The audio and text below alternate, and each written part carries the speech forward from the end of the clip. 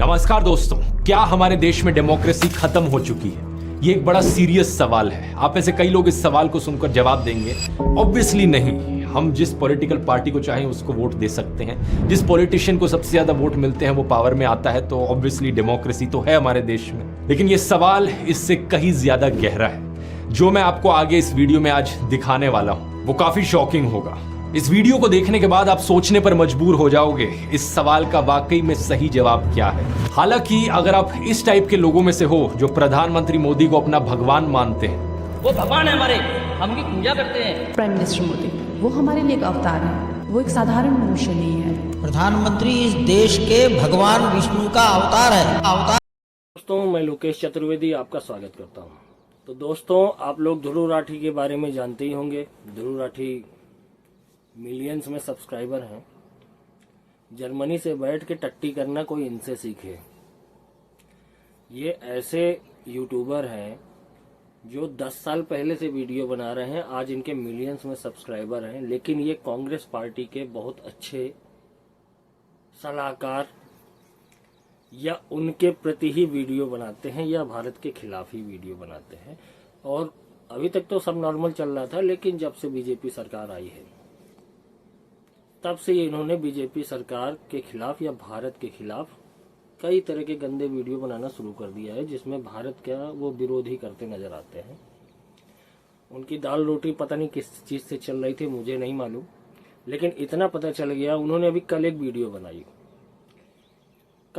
बनाई the dictator, Modi की photo लगा के। अब इनको ये बताइए, मोदी क्या तानाशाह है? ये डिक्टेटर शब्द मोदी के लिए यूज किया है। ये जितनी वीडियो बनाते हैं उसमें हिस्ट्री की बात करते हैं। जरा एक हिस्ट्री कांग्रेस की बताना ना। भारत आजाद हुआ 1947 में। उस 47 में 0 वोट पाकर भी भारत का अगर कोई प्रधानमंत्री बना था तो वो जवाहरलाल नेहरू थे।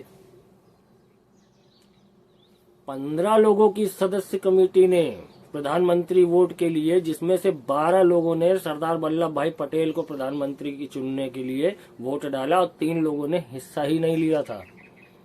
तो मतलब नेहरू जी को 0 वोट था, फिर भी प्रधानमंत्री बने।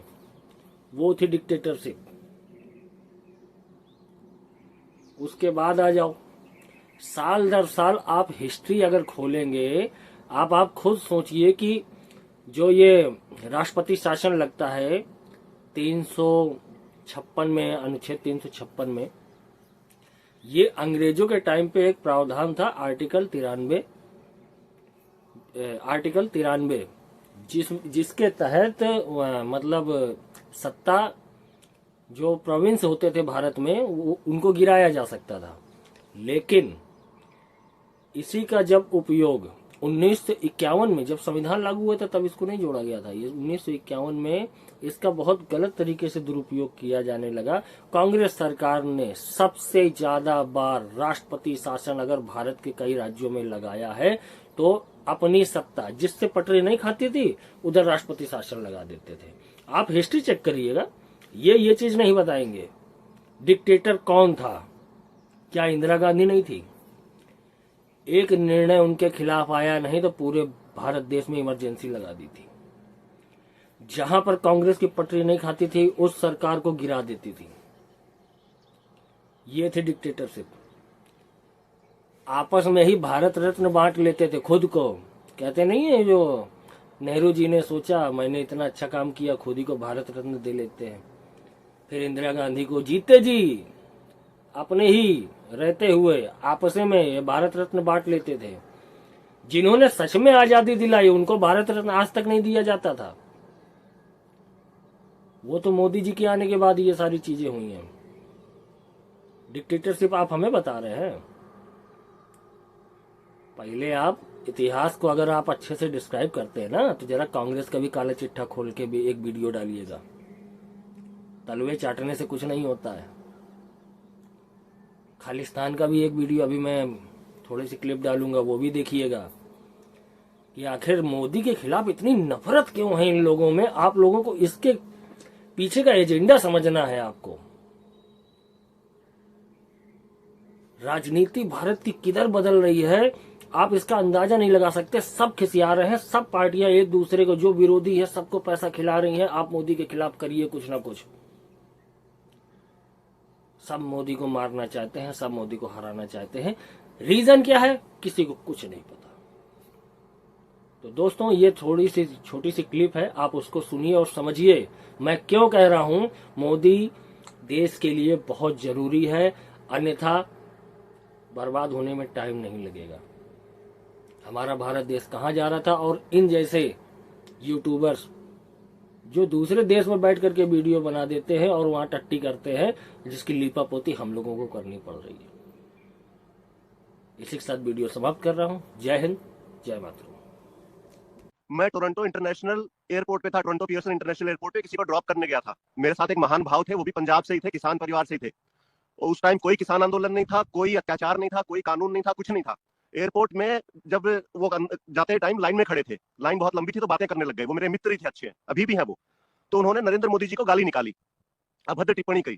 तो मैंने उनको बोला कि मैंने कभी मोदी जी तो अभी 2 साल पहले आए हैं, आपको इनसे क्या समस्या है भाई, आपने इतनी अभद्र टिप्पणी क्यों की चाहिए। उन्होंने कहा कि प्रमोद भाई, ये व्यक्ति जो था, जिस हिसाब से भारत के अंदर अराजकताओं की सरकार चल रही थी, गठबंधनों की सरकार चल रही थी, कभी किसी को तोड़ लिया, कभी किसी को मोड़ लिया, जिस हिसाब की पॉलिटिकल इनस्टेबिलिटी थी उस देश के अंदर, हमें यह था कि जो रेफरेंडम हम 2020 में करवा रहे थे, जिस रेफरेंडम के लिए हमने 2020 रेफरेंडम के लिए पैसे इकट्ठे कर लिए थे, वो रेफरेंडम के टाइम हम खालिस्तान की नींव खोद देते और उसके अंदर पत्थर डाल देते। लेकिन इस व्यक्ति ने आकर के उसकी धज्जियां उड़ा दी हैं।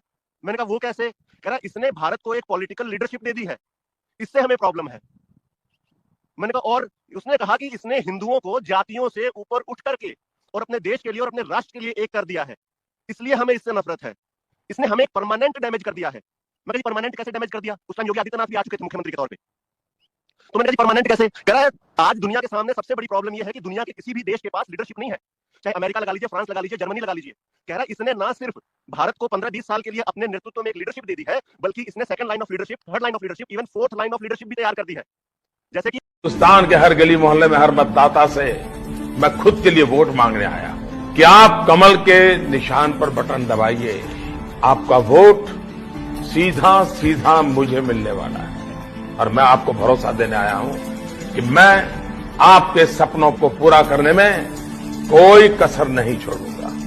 फिर एक बार आपको मैं मतदान करने के लिए प्रार्थना करता हूं। लोकतंत्र विजयी हो, भारत विजयी हो, भारत माता की।